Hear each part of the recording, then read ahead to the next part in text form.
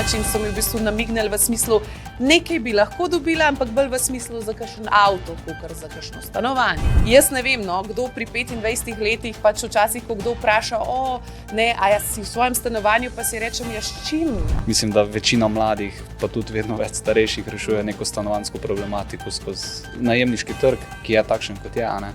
Tudi če bi obstajala ta opcija, ne, pa mene je strah tega.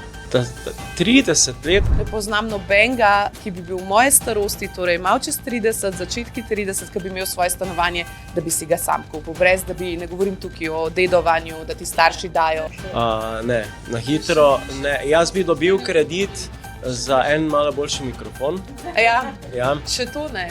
In povejte mi, kdo ima malo čez 20 prišparan denar, ne vem, pač sploh pri teh cenah, zdaj, ko se dobesedno cene v Ljubljani, jaz ne vem, kam to gre, ampak govorimo o tem, da se cene zvišujejo 100 000 evrov v parih letih. To niti nima veze z nobeno inflacijo in pač to je bizarno, pač jaz ne vem.